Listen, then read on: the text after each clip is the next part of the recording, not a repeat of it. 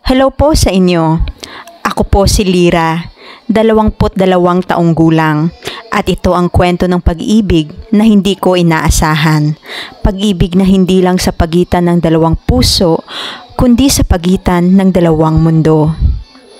Lumaki ako sa isang maliit na baryo sa Quezon, kung saan ang mga matatanda ay mahilig magkwento tungkol sa mga engkanto.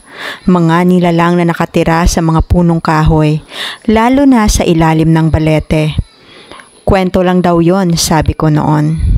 Hanggang sa isang gabi, ng buwan ng pamimitas ng mga damong gamot, ay nakilala ko siya, si Gabriel. Matangkad, maputi ang balat na tila laging basa sa liwanag ng buwan at may mga matang kulay ginto na hindi mo matitiis titigan. Nakita ko siya sa paanan ng matandang balete, nakatayo sa gitna ng ulap ng hamog. "Huwag kang matakot," sabi niya. "Matagal na kitang pinagmamasdan." Hindi ako nakakibo, hindi ako makatakbo, pero hindi rin ako natakot. Bumalik ako kinabukasan at kinabukasan ulit at sunod-sunod pang gabi. Lagi siyang nandoon. Lagi kaming nag-uusap. Nagkwento kami tungkol sa mundo niya, isang lugar sa ilalim ng lupa na hindi abot ng araw, puno ng ilaw mula sa halamang hindi ko pa raw nakikita.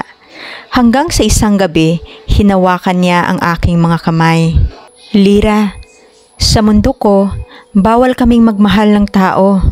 Pero sa'yo, hindi ko kayang hindi." At doon ko na rin inamin ng totoo. Mahal ko siya, engkanto man siya, nilalang man siya ng dilim, ang puso ko ay nasa kanya.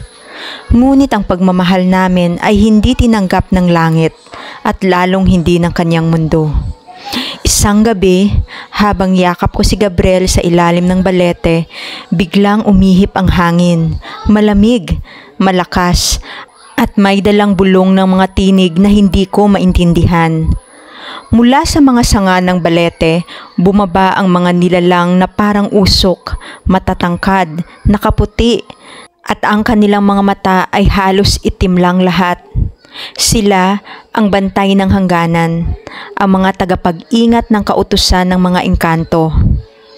"Tama na ito, Gabriel," sabi ng isa sa kanila. "Babalik ka sa ilalim at ang mortal ay makakalimot."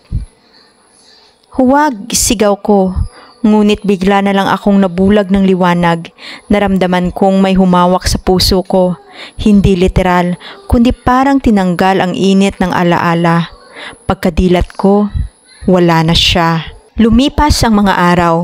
Wala akong maalala kung bakit palagi akong pumupunta sa balete. Wala akong alaala tungkol kay Gabriel. Pero gabi-gabi, umiiyak ako sa panaginip.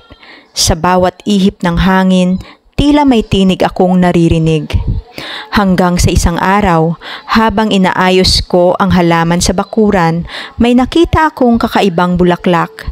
Hindi ko pa nakikita kahit kailan. Gabi ang kulay nito at kumikislap sa sinag ng buwan. May isang papel na nakasabit sa tangkay. At nang basahin ko ito ang sabi niya. "Sa mundo natin, ipinagbabawal ang pagmamahal, pero hindi ko pinagsisihan na minahal kita, hindi kita malilimutan." Doon ko lang naalala lahat ng gabi, lahat ng yakap, lahat ng bulong. Umiiyak ako, pero sa gitna ng sakit, may kakaibang init sa dibdib, parang hindi tuluyang nawala ang pagmamahal. Hindi lahat ng pag-ibig ay tinatanggap ng mundo, pero ang wagas na pagmamahal ay hindi nasusukat sa pananatili. Minsan, sapat na ang katotohanang minahal ka ng buo. At kung tunay ang damdamin, kahit ang alaala ay mabura, ang puso ay hinding-hindi makakalimot.